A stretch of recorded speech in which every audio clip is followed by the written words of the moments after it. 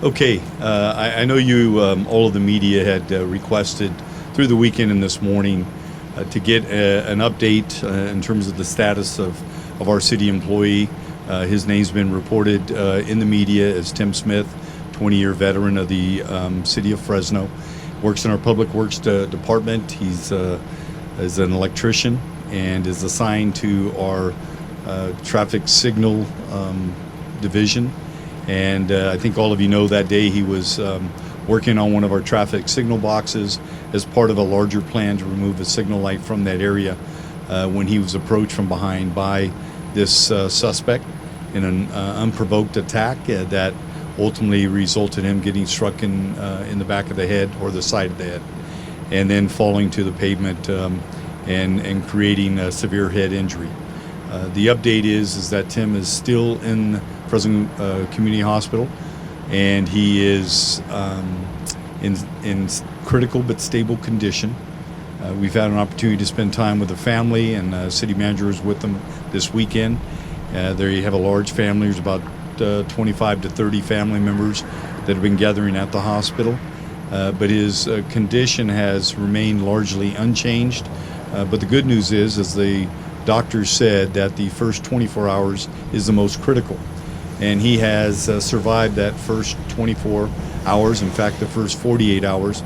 And the family wanted me to convey, Rhonda wanted me to convey to all of you her appreciation for the outreach that has occurred, for the prayer, for the support, whether that's on social media or contacts that have come to the family. It is so appreciated by their family. One of the daughters flew in from out of state. She came in Friday and is with the family now. But again, we just need to continue to pray for Tim and pray for comfort for that for the family. Yes. I'm wondering that he was a community man. He worked a lot of overtime at his job. Was that in the day when he was attacked? Was he working overtime? Was he supposed to be there that day? Yeah, Tim's normal day off is Friday, and generally he doesn't work Friday even on overtime. But for whatever reason, he was asked if he wanted to work on Friday. He checked with his wife, and his wife said was okay with that, so he worked the overtime shift. Started out at 6 a.m. and again, this was his first assignment, and that's when he was attacked around 7:30 in the morning.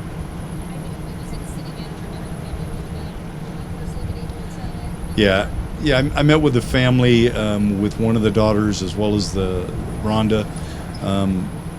Held hands, prayed with them, and was there when the doctor gave the initial assessment. The surgeon provided the initial assessment. We've also had our chaplains that have been with him nonstop over the weekend since the incident occurred, providing whatever comfort needed. I will say this, that Community Regional Medical Center has done an incredible job of providing medical care. The doctors have been above and beyond what you would expect, just like they are with all of our patients there.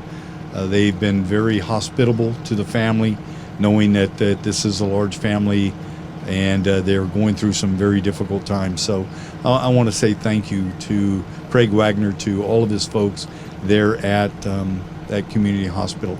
They're doing an incredible job. And thank you to the nurses, to the doctors that have rendered tireless care to him.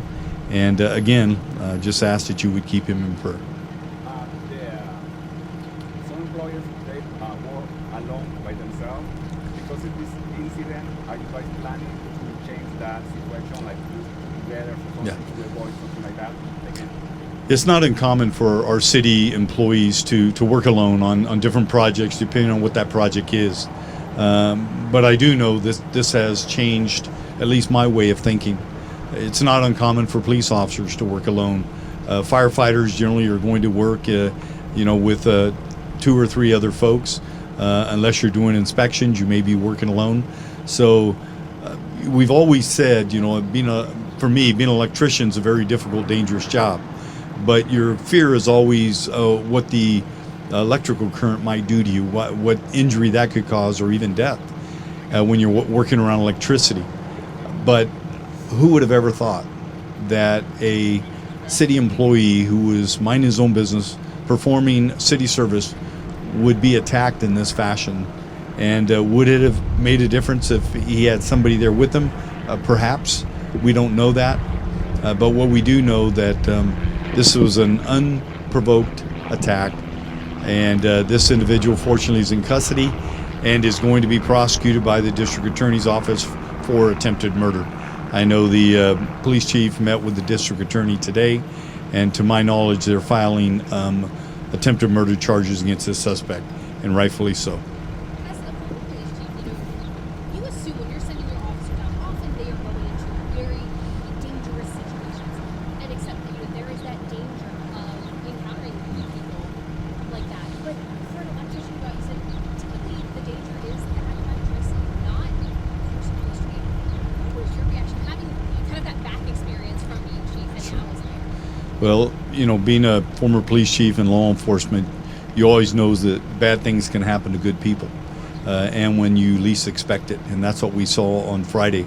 But I will say that as any time a loved one leaves the house for any type of employment, there is no promise that that person comes home at the end of the shift. But in this case, you would expect that this employee, if they were injured, it would have been from performing their duties, being around electricity, not from being attacked from behind by an individual who, for whatever reason, did what he did. So, again, no one could have anticipated this. Certainly the family couldn't. Tim couldn't. We didn't as a city employer.